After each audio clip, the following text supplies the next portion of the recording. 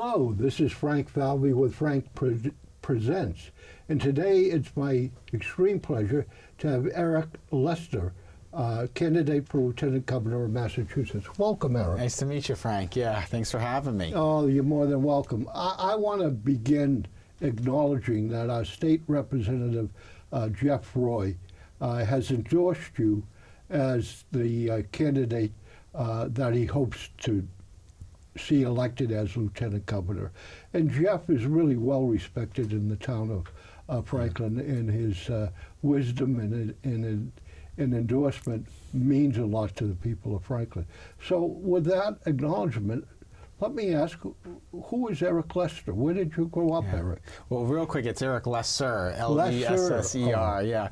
And so easy to remember, lesser of two evils, lesser or more. So my name is Eric Lesser. I live in Western Mass, in the town of Longmeadow, which is about 80 miles or so west of here. I am a close friend and colleague of Chair Roy, and I do want to just acknowledge him and thank him for the work he's done. We both chair the Manufacturing Caucus together, which is a caucus in the legislature that works on workforce development and manufacturing policy. And he got a very, very important and big piece of legislation done recently around climate change, the climate bill that the governor recently signed. So he's been a great leader at the State House, and I know there's a lot of reasons why he's been deservedly well respected in Franklin. So I'm proud to have his support. I was born actually in Queens, New York. I grew up in Western Mass. I live in Western Mass now with my family, but I was originally born in Queens. My dad grew up in the Sheepshead Bay housing projects of southern Brooklyn, one of the largest housing projects in New York City. A lot of the people he grew up with, they had tattoos, on their arms, numbers tattooed on their arms from surviving the Holocaust. My mom, Joan Granucci, she grew up in a third-floor walk-up apartment in New York's Little Italy. She shared a bed, Frank, not a bedroom, but a bed with her grandmother until she was in her mid-20s. I just share this because my parents met at City College in New York, which was described at the time as the working man's or working women's Harvard. They paid $54 a semester to get their education. So my family moved to Western Mass, to Longmeadow, where I live now, because that's where the jobs were, and that's where the opportunity was. What were their degrees in at City College? Yeah, so my dad went back, was actually worked as a New York City taxi cab driver, and went back to school, eventually became a doctor, a family practice doctor. My mom was a social worker, and they actually opened up a small healthcare office in Holyoke, Massachusetts, again, west of here, where they did kind of mind and body together. So they put out a shingle and treated everybody. Grandparents, parents, kids would all come in together, and they did that for several decades. So did you go to school in the Longmeadow area? I did. I went to the Longmeadow Public Schools, and actually, Frank, it's a big part of my story for getting involved in politics. The first time I ever did anything in politics, I was 16 at Longmeadow High School, and there was an assembly called by the principal. He packed all the students into the room, lined a whole bunch of teachers up at the front of the room, and told us that they weren't coming back next year. They were being laid off because of budget cuts that had been made at the State House. And I remember sitting there and just feeling really angry, that 14 and 15 and 16-year-olds were being asked to pay the price for bad decisions, frankly. And what year was this? Yeah, so this would have been 2000, 2001, give or take, maybe 2002, early 2000s. And I remember, actually, we went out and we did a Proposition 2.5 override. We went out and knocked on doors, handed out leaflets. And Frank, I'll never forget the night of the election. I was sitting in the town hall as the clerk was counting the ballots, and she eventually announced that the vote had passed. And there was a woman sitting next to me, and she was literally clutching a pink slip. And when it was announced that the vote had passed, she ripped that pink slip up and threw it in the garbage because the vote passing meant her job had been saved. And it was just an early lesson for me that I'm very grateful for, that I kind of learned in that moment that despite the messiness and the frustrations of politics, it really is one of the best ways to make a difference. And so from there, I caught the bug, and I left home, went to school, got my education, and then I got wrapped up in the camp. Where did you go to school? I went to Harvard for undergraduate, studied government, had a degree in government from Harvard, and that was where I got wrapped up in the campaign of this skinny guy with a funny name from Illinois, Barack Obama. My first job for him, my big break, was helping drive him all around New Hampshire during the first in the nation primary. I was then put in charge of carrying all the luggage around and doing all the logistics, first in New Hampshire and then nationally. I traveled with him to 47 states during the 2008 election campaign. And eventually went to work at the White House. I worked about 40 feet from the front door of the Oval Office for David Axelrod. I was David Axelrod's assistant, who was President Obama's senior advisor, and then later went to work for the President's Council of Economic Advisors. Of economic advisors. Yeah. So did a lot of economic policy work. Yeah. Did you take economics at Harvard? My degree was in government, but I did take a lot of economics classes. And if you remember, Frank, back in 2008, 2009, 2010, the single biggest issue that President Obama was really wrestling with was the Great Recession and the response to the Great Recession. So you had to become a pretty quick study of economics to kind of work on those topics. And I'll tell you, it was just an incredible learning experience working for the Council of Economic Advisors. It really felt like you were absorbing a PhD every day in terms of just the volume of information that was coming at you. Did you have a chance to come across and talk with the Secretary of Labor who ran for governor of Massachusetts? Oh, Robert Reich? Robert Reich. Yeah. So I have interacted with Secretary Reich. He was Labor Secretary for Bill Clinton. Okay. But I know him from Massachusetts and from his campaigns for governor. But I worked most closely with Austin Goolsbee, who was the chair of the President's Council of Economic Advisors. Also worked very closely with Christina Romer and Peter Orszag and Larry Summers, who were part of the core economic team supporting the president. Are you married? I am, yeah. I'm the proud husband of Allison. She has her own career. She works. She has her own law practice in Springfield, and we've got 3 little kids. We've got How old are they? So I've got a 9-year-old daughter, Rose, who's about to enter 4th grade, and then I have a 5-year-old daughter, Nora, who's about to enter kindergarten. So we've got a busy fall in front of us, and then we've got a 16-month-old toddler, David, who's the youngest member, and he's just walking now and running around, and it's a lot of fun. So where did you meet? So we actually met in D.C. She lived in a house with a group of 5 girls around the corner, basically down the street from the group house I was sharing with four guys, and so we were the pair that lasted. We'll put it that way. Eric, what was your first elected position? Yeah. So after I finished working at the White House, I came home to get my law degree. I went back to Harvard for my law degree, and I jumped into a campaign in my hometown for state senate. It was a 5-way race. I ended up winning by 192 votes. In a 5-way race. And a 5-way Democratic primary, and then we had a tough general election after that. I was the youngest candidate by far, but we were really, Frank, campaigning on a message of bringing new energy, bringing new ideas into state government. And so got elected in 2014 to the state senate. I've been there for 8 years, and we've worked on a lot of really important and really exciting issues that I'm really excited to work on as lieutenant governor as well.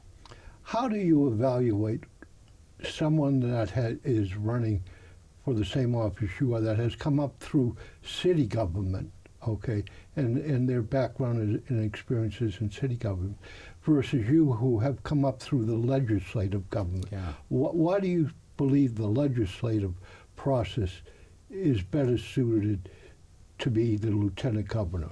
Well, first, Frank, I certainly recognize and celebrate all the candidates in this race, and they all have good experience and good messages. I would say there's a few things that distinguish me.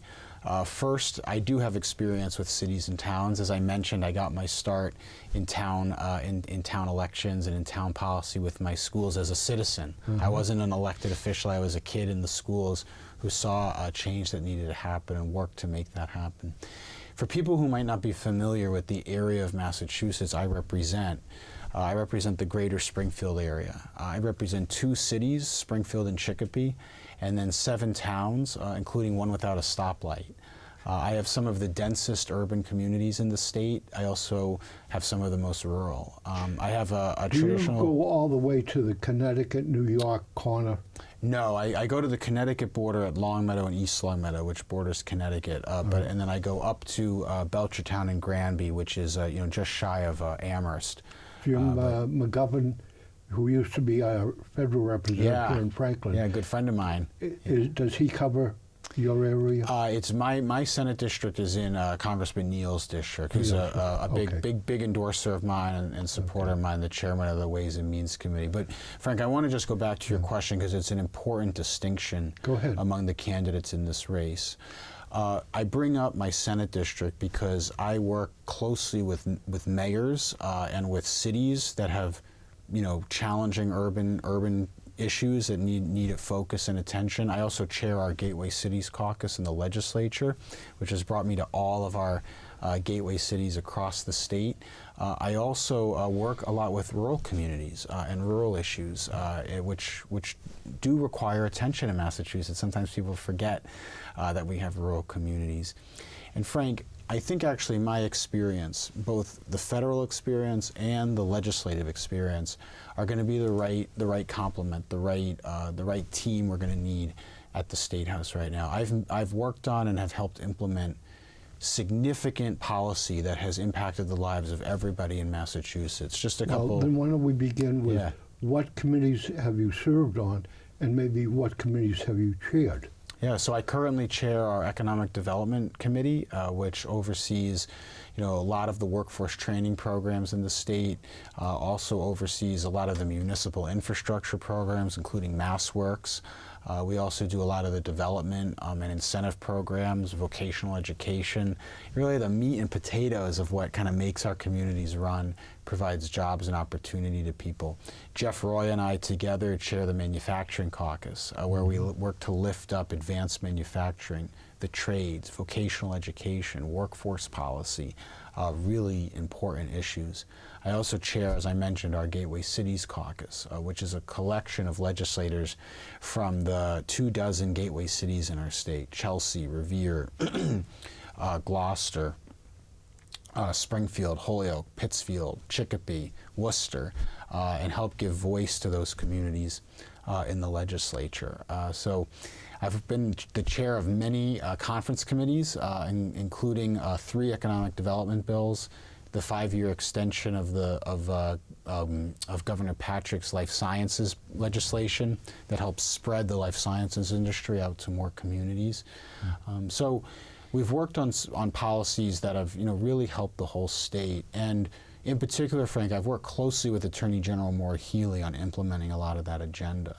Well, as Lieutenant Governor, one of the interesting things is you're going to be the chair of the Governor's Council. Yeah. And the Governor's Council, the governor recommends judges, not just court judges, but workmen's compensation, all sorts of people in administrative judging positions.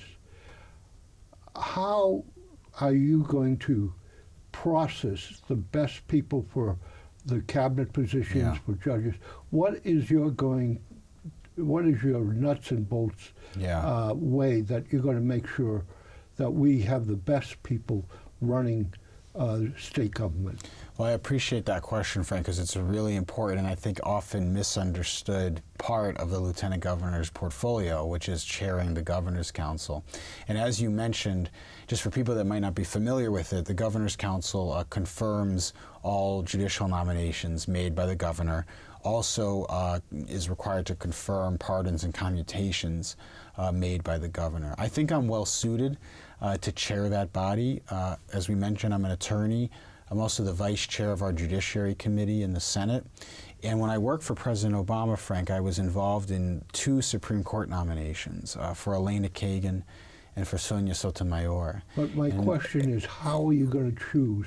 Right. Well, I don't choose. So to clarify, I don't choose the judges. The governor nominates. But you would work. What I would do is. But you're working with the governor. Right. How is the administration going to vet and choose the best people? Are you more interested in diversity, or are you more interested in education and experience? I don't think those are mutually exclusive. So let me just explain how I would approach it, because, again, I've had experience working on this on a federal level. So a couple of things. One is we do need to diversify the bench in Massachusetts. It's an important goal. But it's not only the bench. I want to clarify this. My question is the broad overall whole executive like cabinet appointments. I'm sorry, you were asking about the governor's council, which is judges. Right, so, but yeah. I'm using that as a base that you're going to be completely on a day-to-day basis involved in. But I'm asking the overall question, how do you see the administration that you're going to be part of? Okay, obviously the MBTA and the board, who goes on the board, would be very much in Franklin passengers' minds. Yeah, no, absolutely. So you bring up a good point. So let me just walk you through the criteria on appointments. First, you have to understand the governor makes the appointments. The lieutenant governor is there to support and to help provide guidance, help provide advice. And the framework I would bring to it is a couple things. One is, as a threshold issue, you have to have people who have excellent experience and are prepared and well qualified to do the job. That's a given. But we also need to be mindful of the perspective people bring to the roles. So diversity is important in many respects. We need racial diversity, we need gender diversity, but something important to me, Frank, as a Western Mass person, and I think you were alluding to this with Franklin too, is we need regional perspective. So we need people from different regions of our state serving in these core policy-making roles, because our regions are different. You've got issues in Franklin that are different than issues in Central Mass or in Western Mass or on the Cape or in Boston. And you need a broad cross-section of the state represented when decisions get made, because it impacts everybody in the state. So for example, with the MBTA, it would be good to have someone who, does a lot of commuter rail riding, right? Because that's pretty relevant for Franklin, or who is not in necessarily the core MBTA service system of the T, but part of the broader bus service, ferry service, commuter rail service. Take a topic like Department of Education. We have a lot of unique issues around regional schools, regional school districts, unique issues around vocational schools that also should be represented, and certainly issues that are unique to more urban districts, and unique issues to rural districts. So I think you've got to be mindful of the appointments you're making and who's around the table, that you're bringing in people that have diverse sets of experiences, that have diverse and kind of complementary expertise to each other. And that's where you make the best decisions, because you're truly working on all perspectives. And the other piece is, it's good to have people with, maybe different ideologies too. Something I've admired about Governor Baker is he's a Republican governor, but he has many Democrats in his cabinet. And I think it's important, if there's a Democratic governor, to include other points of view as well, because you get to better outcomes that way. You get to better policy that way by bringing in lots of different viewpoints and perspectives, and then working through them in common purpose. Mentioning education in the western part of the state and regional, and I gather you have regional technical schools. Mm-hmm. Yep. I'm a graduate of Boston English, and today they have different components of health, maybe building, computers, where they actually certify people in certain areas, I guess if you're working in a health area, you can get a certificate for, I don't know, certain items. If you're climbing a ladder, I never knew this, but there's certificates of how high you can climb the ladder. Is that being stressed in the western part of the state? Are you looking at in your regional schools not only of teaching, but building in stepping stones that people can go out and say, I have certificates in this area? Well, I'm glad you brought this up, Frank, because it's something I've done a lot of work on. I chaired a commission called the Future of Work Commission. It was a blue ribbon commission, 17 members from across government, academia, public sector, private sector. We had many business leaders on it that was looking at this question of how do we prepare our current workforce and our future workforce for the demands and the skills that right now are in very short supply. And one of the biggest recommendations that came out of that is the move to what you're describing, which is sort of stackable credentials. Mm-hmm. You know, the era of clocking in, you know, at age 18 for a 2-year degree or a 4-year degree, and then clocking out and then walking into a company for 30 years and never, never having to go back to school or do training again is passing. The new era is going to be kind of iteratively and step by step building skill sets out. Maybe there's a new software program for a machine tooling shop, right? Or there's a new way to clock inventory at a store using digital or software components. Workers are going to need to be able to build their skills over time. So we've done a lot of work at our community colleges. There's a great nonprofit in Springfield called Tech Foundry that I've done a lot of work with. That does. It's almost like a patch model, like for Boy Scouts. You go in and you do a couple weeks on one topic, you know, maybe one specific skill. You get the certification, and then you go and you build as you go. Yeah. And the great thing about that is the employers and the companies like that, because they can go to the training centers and they can say, we need these 3 skills. Somebody can get trained in those 3 specific things, and then they're right out making money and at a good job right after that. Were you in the legislature when they passed the compromise bill where they eliminated overtime on Sundays? They established a permanent sales tax holiday, and they passed year by year a $1 increase till it reaches $15 an hour. Were you in the legislature when that passed? It also included a historic paid family medical sick time provision.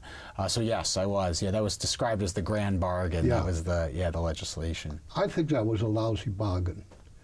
One of the things that you're going to have to deal with now is that when you are raising the minimum wage to $15, you never put in anything about inflation. So I expect right now, okay, that probably the average wage is over $15, yet the minimum is not there yet. Right. And I probably, the cost of living for someone is no longer anywhere near $15 an hour. It's probably more like $18 or $20 an hour. And that's where you see a lot of the postings now are in that range, you know, for service jobs. So and I never agreed with a sales tax holiday, and I never agreed that you eliminated permanently, right, overtime for retail workers, particularly food workers, on a Sunday. How do you see that grand bargain in review? Well, there's elements that are strong. There are elements that maybe need to be revised. The nice thing about a legislature is you can go back and adjust. We've repeatedly adjusted the minimum wage over time, and we still can. And you know, you're right that Frank, that the inflation we've seen, the impacts of COVID have distorted the job market in pretty significant ways, which, you know, is arguably a good thing. People are, of course, getting paid more, which is good. But we probably should revisit that and catch that up. But you did leave out a key part of that, which is very significant for working families, which is the paid sick time, which was especially important during COVID and was one of the most important policy goals of unions, of working people, of groups that represent working people for a very long time. And I can tell you that, you know, the area I represent is a blue-collar area, an industrial area.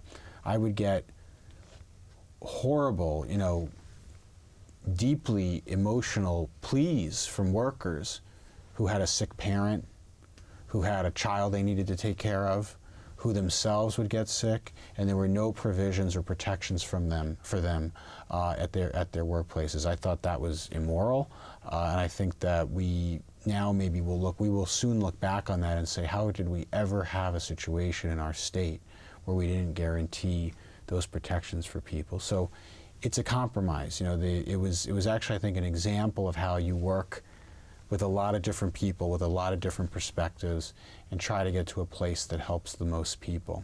And we can absolutely go back and revise the minimum wage. It's been revised many times. It's meant to be revised as the economy and situations change. But the win on paid sick time was a very, very big deal for people.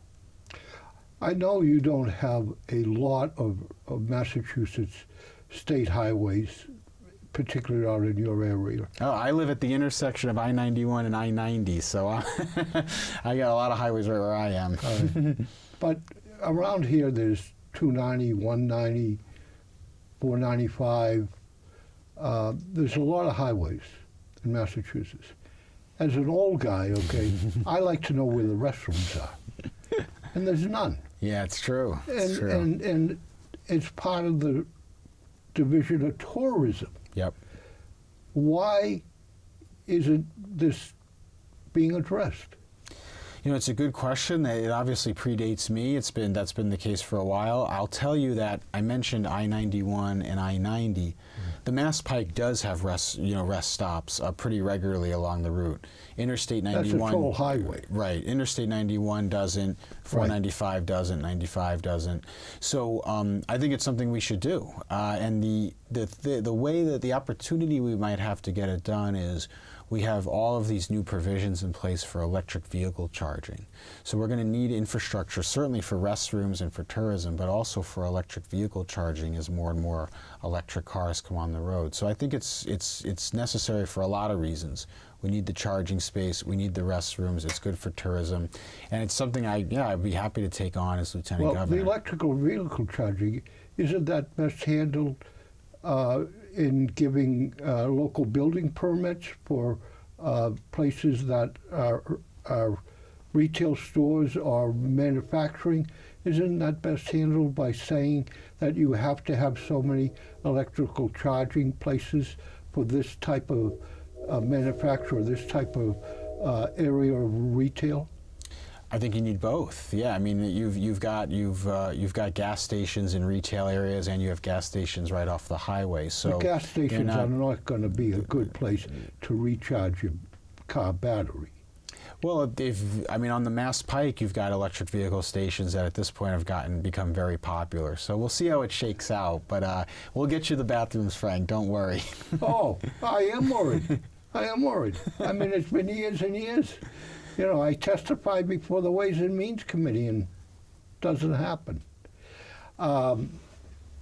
Mentioning highways, you're probably not that familiar with 290 and driving on it because you come in probably 90 or you don't come down 495, but coming down 495 to turn on to 290 are horrendous backups. Yeah. The road needs to have two accesses, to get on at the same time. Have you tried to do anything about correcting that? Well, not that specific spot, although it's certainly something we can work on and look into. What I can say is more broadly about congestion, which is a big problem in Massachusetts and contributes to skyrocketing housing prices, skyrocketing rent, and just overall stress for people, is a couple things. First, we need true statewide rail service. I've been a champion over the last 8 years on connecting our state by high-speed east-west rail. Imagine if you could connect Pittsfield, Springfield, Worcester, Boston, and the communities in between by rail service, along with the South Coast project to Taunton, New Bedford, and Fall River that's currently underway. It would matter in Franklin too, even if Franklin's not directly on the route, because it would take thousands of cars off the road. It would also help clean our air by reducing greenhouse gas emissions. It would create thousands of units of housing that's oriented towards transit and walkable and affordable for families. And it would help create thousands and thousands of jobs. So all of these issues are connected to each other. I think we need to do a lot more around combating traffic and congestion, because it's a big quality of life issue for people. The more we can do to improve access and speed and affordability on the commuter rail will also help with reducing congestion. And there's a lot of great experiments happening around, better rideshare services, expanded use of HOV lanes where we can, certainly expanding lanes and expanding on-ramps and off-ramps. But, the key thing is we've got to give people alternatives to driving that are convenient and are affordable and are reliable. And that's going to be the single biggest thing we can do to reduce traffic. Franklin, Mass. Downtown train station is not handicapped accessible. Yeah. Now, basically, that's somewhat of a federal problem, because the federal law says you don't have to put handicapped accessible in unless you spend 25% or more. But it's also, in my opinion, a state problem.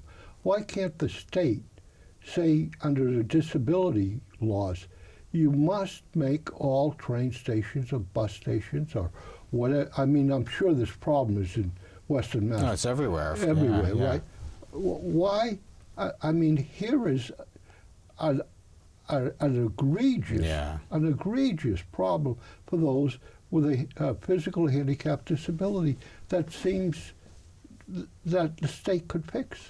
No, there's honestly no excuse for it. It sounds like a great thing for us to work with the legislative delegation on. I can tell you I was involved with helping with handicap accessibility at Union Station in Springfield, which is our large train station.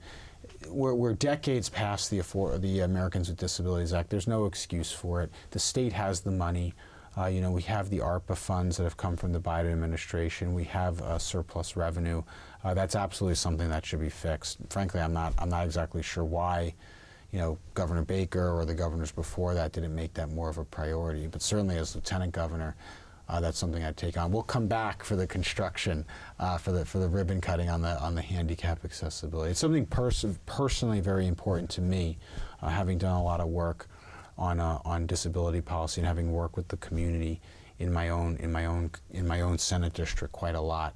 There's just no excuse for it. Going back to my Connecticut, New York, I was out in west part of the state, vacationing. Where'd you go? I went to Sturbridge, I went to Pittsfield, Lenox, and I went south to some antique shops.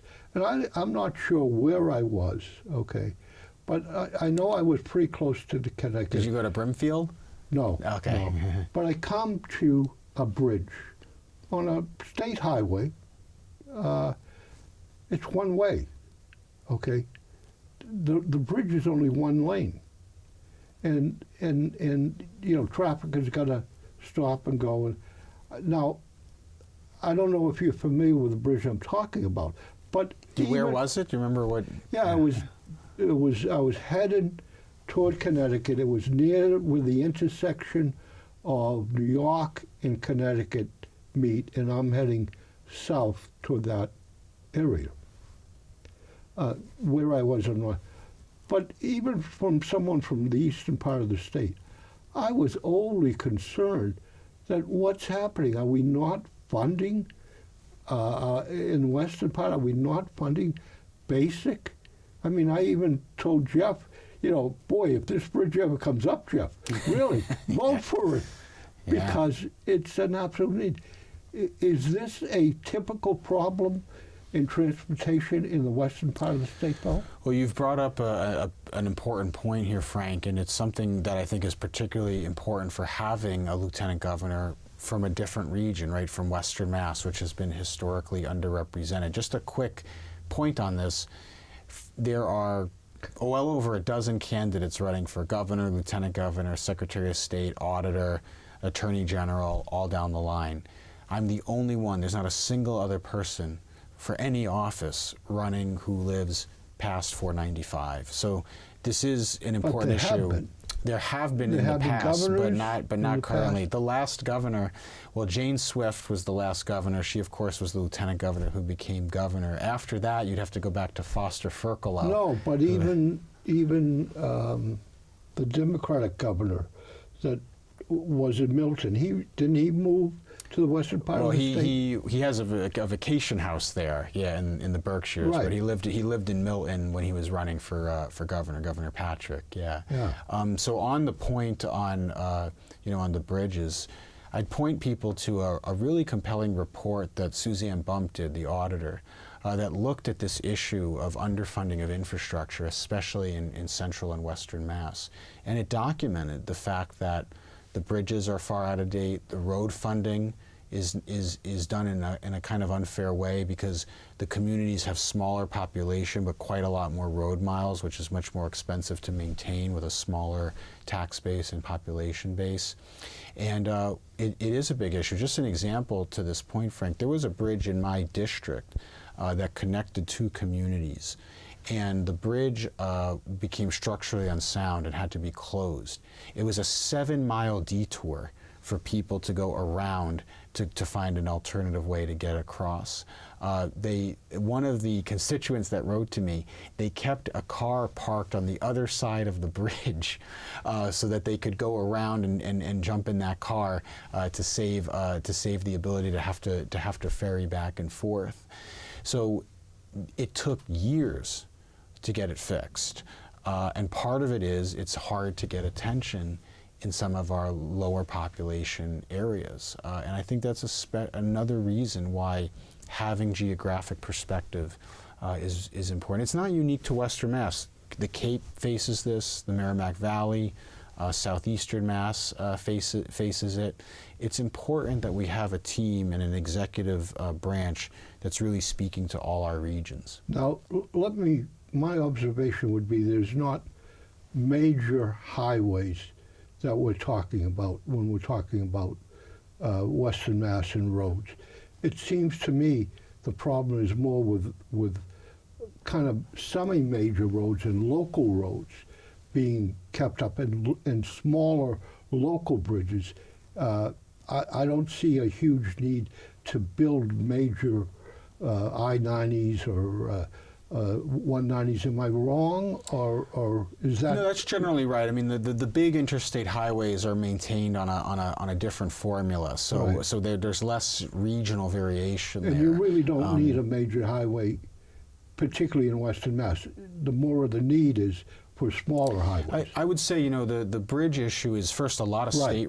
state roads. There's a Right. lot of state roads that are well trafficked because Right. we have big pockets of areas where there's no interstate highway service, so people do rely on those state roads, and certainly the local roads too.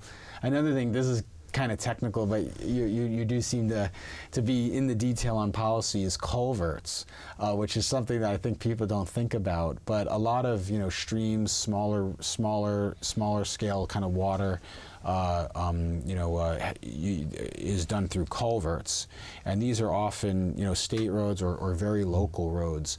I'll just give you an example. In Belchertown, which is a community I represent, partly because of climate change and increased weather events, one of the key culverts under a key road was washed out, closed the entire road. Major disruption for the community, very inconvenient for people that had to get to work, had to get to medical appointments, had to get to school, and it was an example of the culvert was probably too small to handle the new flood risks we've got because of climate change and powerful weather events. Just replacing and fixing all of those, and there are thousands across the state, is a major project and a significant investment. Well, let me ask this. You're running on the Democratic ticket. The Democratic Party for the last number of years has done away with an invocation and a benediction at its convention. In the town of Franklin, we have just instituted a fee for runoff rainwater coming on impervious services and are charging the residents. Now, for religious organizations and nonprofits, because it was part of the tax formula, right, they weren't charged for this. Now they are. So religious organizations and nonprofits now have to pay a fee for the impervious services they have. We seem to be moving much more to a secular view and in a secular way of taxing and moving, sewer and water fee has been moved from the tax roll to a fee. So we seem to be moving much more to a fee base, which doesn't require any override, does not require any vote, of the citizens that how it's going to be affected. Do you see that as the new political way of raising local money, and do you agree with the charging of nonprofits and religious organizations? Do you see your administration as supporting that type of move in that direction? Well, let me address the issue about the fees first, because that is a big issue, and you're seeing it happen all across the state, right? Which is tacking on all types of fees. I mean, I've got 2 kids in the public school system in my town. A third is on his way. He's only 16 months, but you see it in the schools. They start adding fees for athletics, for music, for art, for all these different activities that used to be part of the core service that was offered, field trips, it kind of goes on. And certainly you're now seeing this with trash fees, with CSO runoffs, with all kinds of different issues. I think it's an example of towns are struggling because the local aid formulas have not been updated in a long time. The state has not kept pace with inflation and with the true costs communities are facing for maintaining their infrastructure. And so I think it's a symptom of a bigger issue, which is that the state is not providing the kind of support to communities that they need to fully pay for their services. And so I would take this on. This has been a big priority of our Gateway Cities Caucus. I've filed legislation with Tony Cabral from New Bedford over several years to update the local aid formulas to avoid this exact kind of thing. How about and the on nonprofit and the religious on the nonprofits and religious organizations, I'm a religious person. My faith is very important to me. I'm Jewish, and we're very active in our Jewish community where I live in Longmeadow, and I see the important role that religious organizations and nonprofit organizations play in our communities. And what I would say is we've got to be sensitive to the limited budgets that they have and the very important roles that they play in strengthening our communities. So, frankly, I wouldn't like to see fees on anyone, but I would certainly like us to try to do everything we can to make accommodations for nonprofits, organizations that are on very limited budgets. We're running down on time, so Eric Lesser. Yep, Senator Lesser. Yeah, Senator Eric Lesser. Eric Lesser. Lesser. Next Lieutenant Governor. Quickly, what's the question that I haven't asked you that you very briefly would like to say something about? Well, I don't know. I mean, I think we covered a lot of ground, Frank. I mean, I think, maybe, I would just offer the perspective of, we talked about the regional experience, but also the ability to have been making statewide policy in our Commonwealth for a number of years, I think is going to be an important perspective to bring to the Lieutenant Governor role.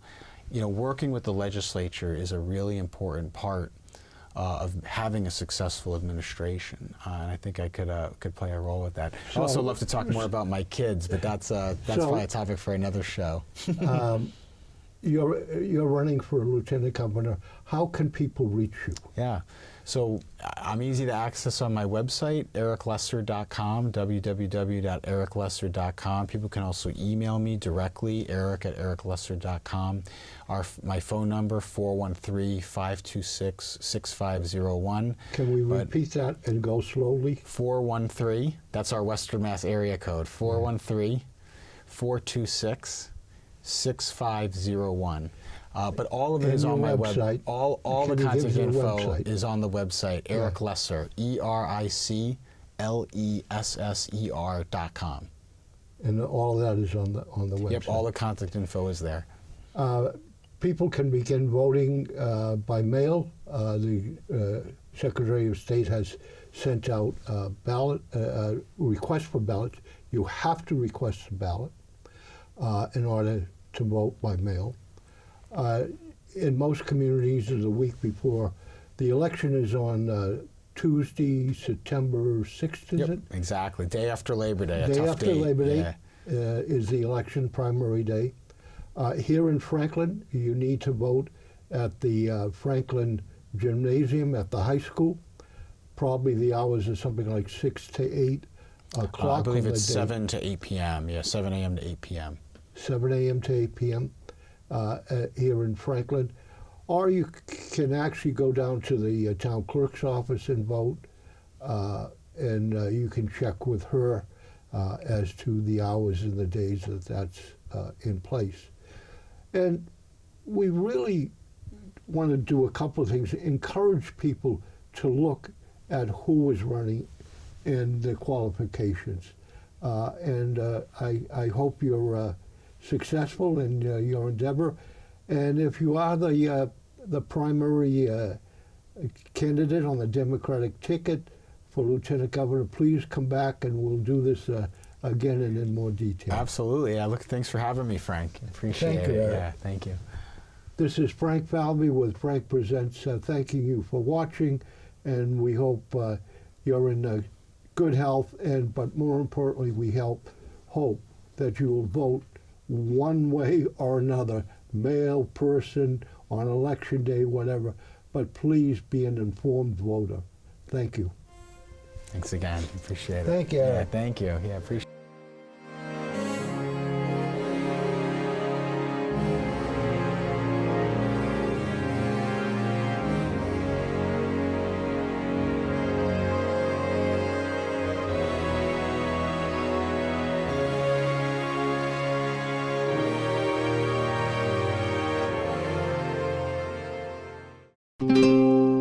This program was made possible by your Franklin friends and neighbors, good folks just like you. Thanks for supporting Franklin TV. And thanks for watching.